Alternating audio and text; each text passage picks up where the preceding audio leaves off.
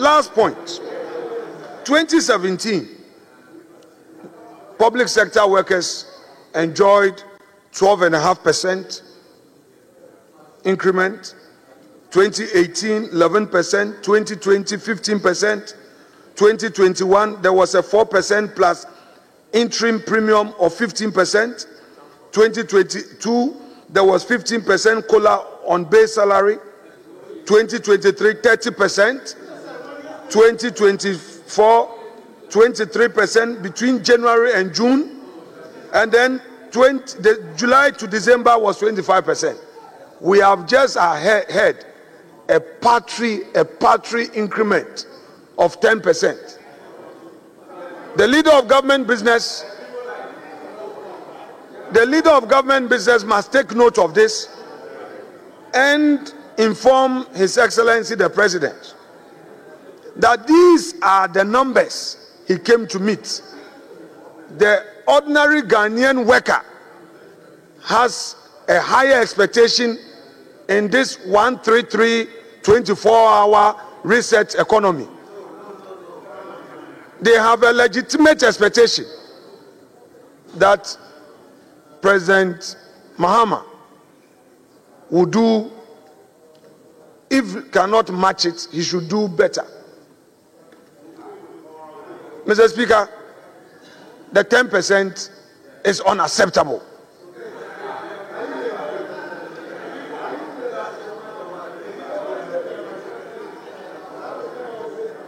Mr. Speaker, last point. The last point before I resume my seat.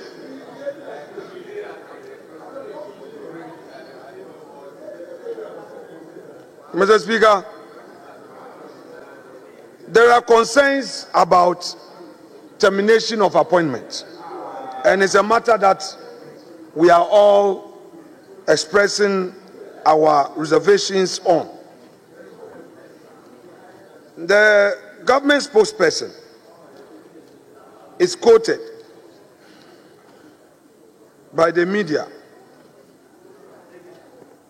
as having said, and quote, "Let me also put on record that this action has been taken not because of a perception or belief that they were MPP. It is because we know that the recruitment process were attended by irregularities." Honorable Fosu, Felix Kwacho Fosu, is quoted to have said this on Wednesday, the 19th February. Mr. Speaker, in law, there is something called ratification and rectification. These are guaranteed rights in Chapter 5 of the Constitution. If somebody has been employed and the government is of the view that these employments were irregular, what is the use of the system regularizing same through ratification or rectification? Mr. Speaker, why would the government send people away? And so far it is obvious that they are targeting NPP members. Mr. Speaker, it is so obvious that that is what the government is doing. Nurses are being sent home. Teachers are being sent home. Mr. Speaker, in fact, to worsen the situation, state-owned entities that are limited liability companies are also issuing letters. Mr. Speaker, I will plead with the leader of government business that he should take steps to address these matters. Mr. Speaker, I'm in the dispatch box, and leader knows that in the dispatch box there can be a point of order. I'm in the dispatch box. There can be a point of order, and he knows that. My respected leader knows it. I have good reasons for coming here. So, Mr. Speaker, the ordinary Ghanaian has a legitimate expectation that upon receiving an appointment letter, until he does something wrong, or does anything against the company rules and regulations, he's supposed to remain in the employ of that institution. Mr. Speaker, state-owned institutions have employed Ghanaians, and today they are being given letters, go home. They are sacking them. Mr. Speaker, look at the extent to which cholera is affecting our people. People are in hospitals. Leader. And nurses. Mr. Speaker, I'm concluding. That's why I said the last point. Because, Mr. Speaker, this is an appeal to the leader of government business to ferry same to government. Mr. Speaker, people are being sent home, particularly nurses. And these nurses are in the countryside to save lives. Teachers are in various communities teaching, and they are being told that pack and go home. Mr. Speaker, menyolo, menyo, SSNTO, tro, nukejo. Mr. Speaker, nukejo. Na Ghana, devio employment, na sack, nukejo, tro. Mr. Speaker, tro. Mr. Speaker, in other words, I'm saying that then ekosui, aden, obienye juma, mo pamo mo, tro. Mr. Speaker, menyo, meet the Kukuna government, employ the people back. Mr. Speaker, meet the Kuku now. Thank you. Mr. Speaker, thank you. Thank you very much. Happily and gladly accepted 10% increase. Mr. Speaker, accepting 10% increment as against 25% or 12% or 13% is a vote of confidence in the leader.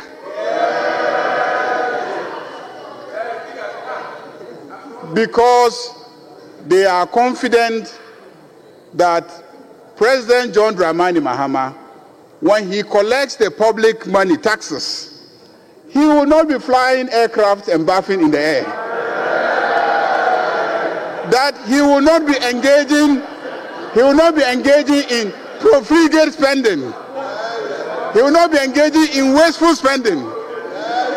And because they are confident Leader, that President John Dramani Mahama is going to make good use of the public money. Leader, you're also going there. I hope you wouldn't throw the lie. Mr. Speaker, he says that once you are standing here, you cannot be heckled. More or less. And yes. so you can stand here and take advantage and say whatever you want. So let me also say whatever I want. And so I am saying that the workers of this country accepted 10% as a vote of confidence in the NDC government.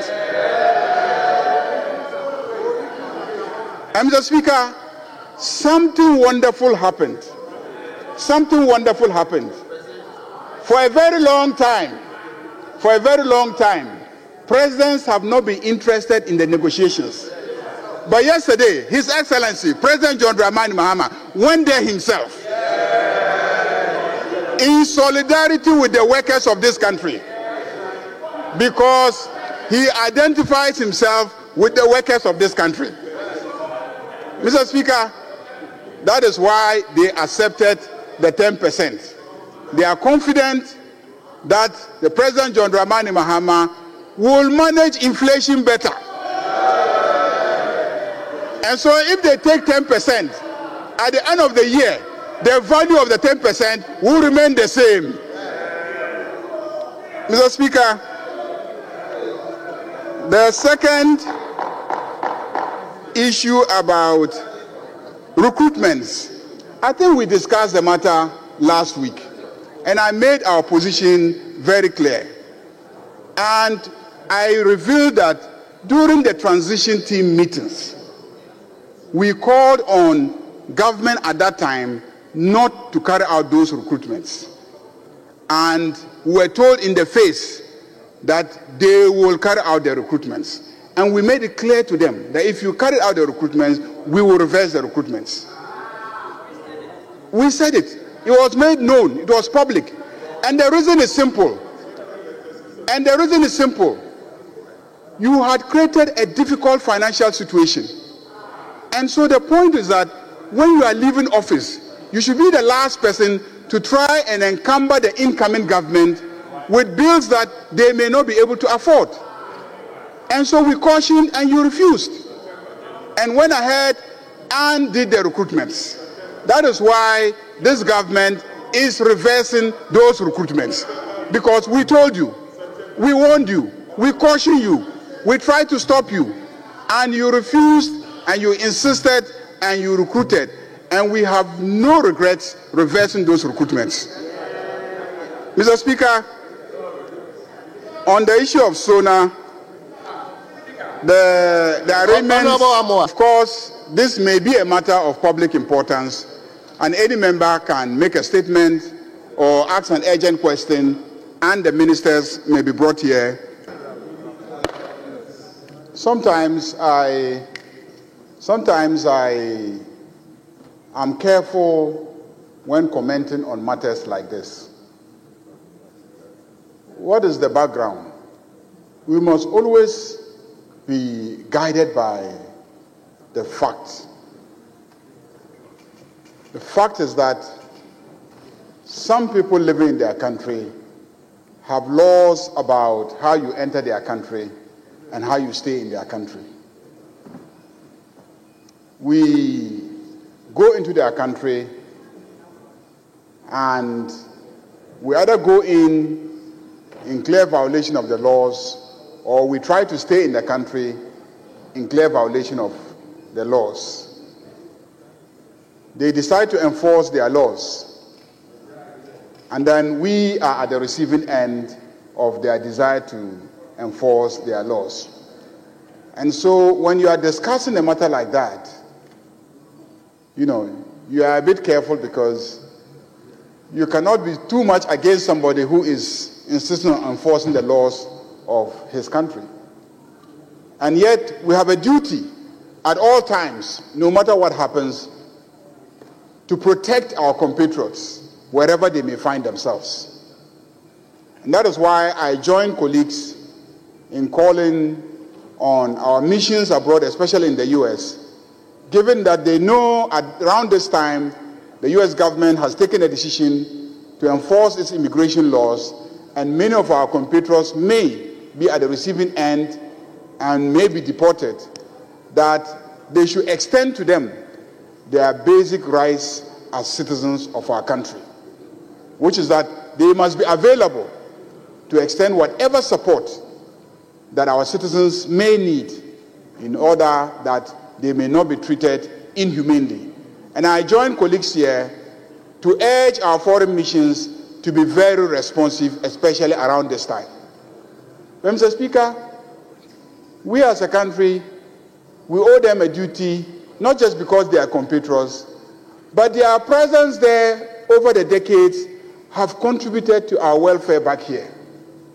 Because if you look at the statistics and the revenues that come to our country, remittances is one major source of foreign exchange that comes into this economy. And so they have been contributing to the development of our economy. And so I urge our side here that when they are afflicted with such circumstances and they return home, we must have a buffer for them. We must make provision to receive them, and we must make arrangements to help them to reintegrate into our society. And I think that the Minister for Foreign Affairs will be up and doing in putting in place infrastructure for doing that. But Mr. Speaker, we're all just looking at the symptoms of a problem and failing to address the underlying cause of the problem, which is what I think the Minority Chief Whip alluded to. Why do our people walk across the Sahara, risk the Mediterranean just to cross into Europe? Why will they risk the Atlantic, cross into South America, and walk across the desert through Brazil into America, the United States of America. Mr. Speaker, the underlying issues remain poverty, lack of economic opportunities, bad governance, conflict on our continent, and these are the underlying issues that we must address so that when they want to travel to any of those countries, they go there just as tourists or even as investors, as we now see from Asia into North America and into Europe. So those of us in this chamber and the political class, instead of lamenting about the decision of America to enforce their laws and the treatment that they may mete out to our citizens, let's be sitting up and looking at the fundamental issues, the underlying causes, the root causes, which is the way that we have mismanaged our countries, the way that we have misgoverned our countries, the way that we have wasted our resources.